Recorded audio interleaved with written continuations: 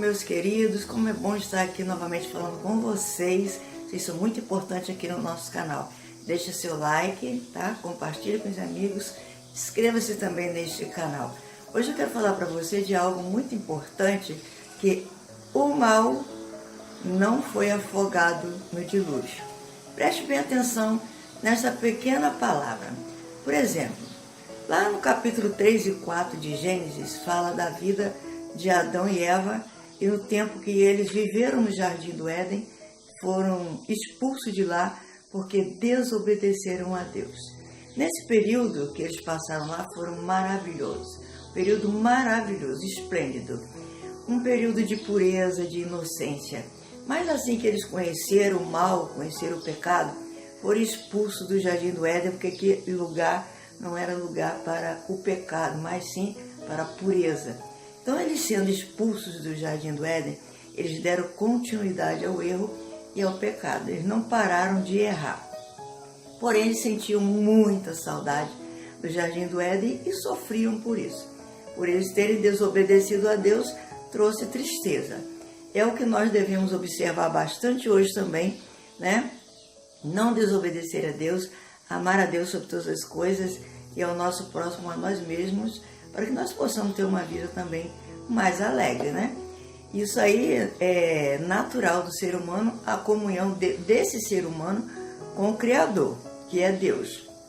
Então, eles sendo expulsos do Jardim do Éden, logo após eles começaram a ter muitos filhos. Não sei, a Bíblia não diz se eles tiveram filhos do lado de dentro do jardim, mas fala mais diretamente do nascimento de Caim. E quando Caim nasceu, a impressão que eu tenho que foi o primeiro filho homem de Eva, porque ela agradeceu a Deus e disse: alcancei um filho varão. Ficou muito feliz por ter tido um filho homem, que naquela época era muito honroso ter um filho homem. As meninas não era nem tanto, porque os homens é que davam continuidade na descendência. E através dos casamentos deles com as mulheres, é claro. E aquele Caim, ele tinha um mau caráter, fora do comum mesmo, um mau caráter. Todo mundo sabe muito bem o que é uma pessoa de mau caráter. E ele mostrou logo que ele era de mau caráter, invejoso, fraco, ressentido, cheio de problemas. Mas ele não procurava resolver seus problemas. Ele procurava se vingar das pessoas dos seus problemas, do seu mau caráter. Era uma família muito grande. É claro que Adão e Eva não tinham tempo para carinhar dezenas de filhos ao mesmo tempo. Mas sempre um se rebela. Não é pela quantidade de filhos, mas pelo caráter de cada um. Então, Caim cometeu o primeiro assassinato na história humana, como todo mundo já sabe. Dali para frente, a descendência de Caim foi se espalhando pela face da terra como uma praga, uma erva daninha. Toda a descendência de Caim foi amaldiçoada por causa dele, porque ele recebeu diretamente de Deus uma maldição que marcou ele para ele ir pela terra, e por onde ele passava, que ele construía famílias, seus descendentes também nasciam embaixo de maldição. E ele não se arrependeu de jeito nenhum, pelo contrário, ele teve um filho colocou o nome de Enoque, e disse que colocaria o nome de uma cidade no nome do filho dele, para provar que Deus não existia. Quer dizer, ele, que teve experiência diretamente ali com Adão e Eva, conhecendo toda a história, quis negar Deus. E por isso pagou muito caro, e a sua descendência também. Lá para o capítulo 3 e 4 de Gênesis. Lá para o capítulo 6, 7, 8 e 9, vai falar da história de Noé e do dilúvio. Noé, já num tempo bem depois de Adão e Eva, não tanto, porque alguns anos Adão viveu 930 anos, e veio então Deus olhar a humanidade. Não é que ele veio no literal, tá? Porque Deus é onisciente. Deus olhou a humanidade, que estava toda corrompida de uma forma tremendamente degradante. E uma forma imoral, não havia regras nem limites para aquele povo. Eles faziam o que bem entendiam, da forma que queriam, e desgraçavam suas próprias vidas e exigiam que os outros também seriam destruídos pela imoralidade e a corrupção e tudo mais de ruim que você possa imaginar. Então ali naquela demanda ali do povo que estava em desobediência a Deus, eles viraram totalmente as costas para Deus. Então havia uma família de tradicional, que no caso o filho se chamava Noé, o pai de Noé se chamava Lameque e o avô de Noé era Metusalém, aquele que viveu 969 anos. Um dos homens, é o homem citado na Bíblia que mais viveu na terra. E Noé era neto de Metusalém. Então Deus viu em Noé que ele era um rapaz justo, honesto, no meio daquela podridão. Então Deus chamou Noé e disse: Noé, através de você, eu vou retirar você aqui do meio deste povo, te levar para um lugar mais descampado e você vai construir uma arca, porque eu vou destruir esse povo. Avisa eles. Aqueles que se arrependerem, mas ninguém se arrependeu. Noé levou muitos anos falando de Deus para aquele povo e construindo a arca.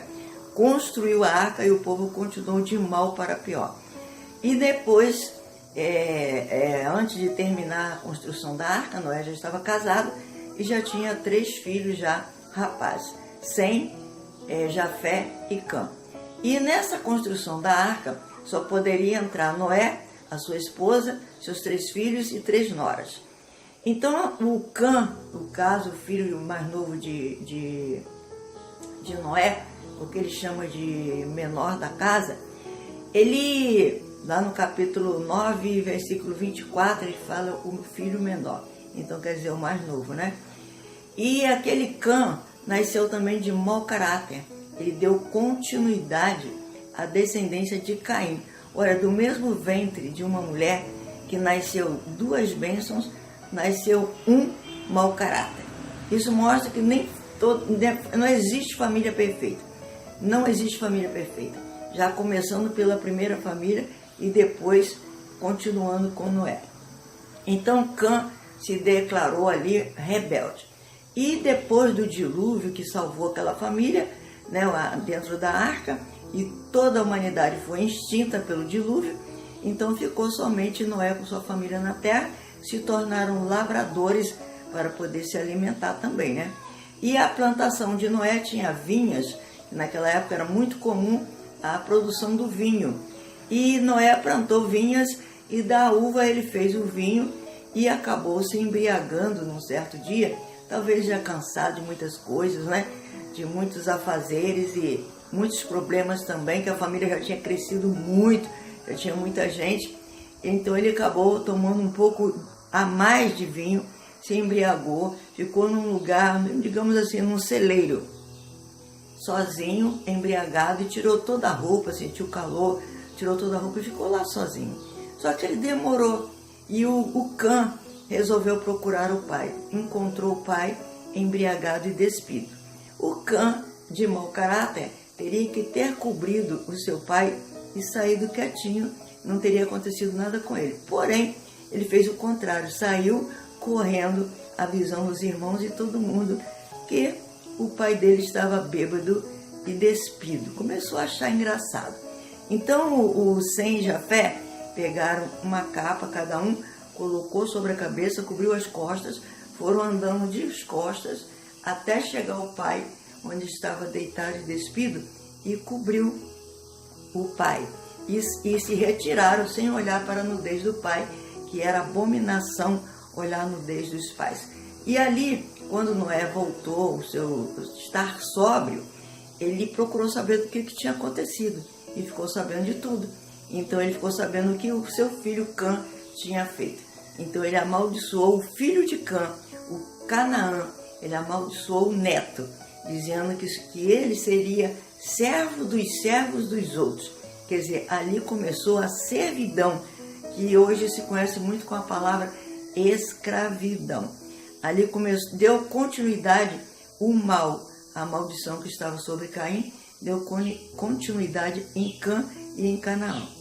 E Noé se preocupou muito com este filho, que deu muito trabalho a ele. E ele abençoou sem Jafé, que todas as nações fossem abençoadas também através de seus filhos. Porém, Cã deu continuidade à erva daninha de Caim. Isso mostra que, mesmo havendo dilúvio e extinção da humanidade, na sua maioria, ficando só a família, o mal que se arrastava sobre a terra, o mal não foi destruído no dilúvio. Ele rompeu de tempo em tempo e continua acontecendo isso, o mal nas famílias. Então, para resumir aqui o nosso vídeo, eu quero dizer para você o seguinte: olha, que palavras você tem proferido para os seus filhos? O que você tem falado para os seus filhos? Palavras de maldição ou de bênçãos? Você tem abençoado seus filhos ou tem chamado seus filhos de praga, maldição? Você é um atraso, você atrapalha a minha vida, você não presta, você não vale nada, você não vai conseguir nada, você não é nada. É isso que você fala para os seus filhos ou para outra pessoa? Isso é palavra de maldição que vai dar frutos lá na frente e dar continuidade ao mal que rompe desde lá do Jardim do Éden. Então vamos cortar essa erva daninha e proferir palavras boas, mesmo que a pessoa não mereça, mas profere a ela palavras boas, que você pode, você vai conseguir, você vai vencer, você é forte, você é valente, Deus está contigo. Abençoa seus filhos, abençoa sua família, abençoa seu trabalho, abençoa sua vida e seja feliz, tá? Porque a família precisa de palavras boas, de bênçãos, porque Deus é aquele que instituiu a família, mas o mal veio e denegriu a família. Por isso que está o mundo do jeito que está. Então, comece a mudar pela sua família, proferindo palavras de bênção. Retire aquelas palavras de maldição. Aí você diz: mas eu já falei agora. Agora você fala: meu Deus, em nome de Jesus, eu retiro todas as palavras de maldição que eu lancei sobre meus filhos, sobre minha família. Eu retiro e eu os abençoo. Em nome de Jesus, abençoa a minha vida e abençoa o meu lar, e abençoa o meu trabalho, abençoa tudo que eu faço. E assim você vai dar continuidade ao bem e não o mal, porque o mal não foi afogado no dilúvio, tá bom? Então seja justo, seja realmente um abençoador, uma abençoadora. Se tu uma bênção. Que Deus abençoe todos vocês e tenha misericórdia de toda a nossa família.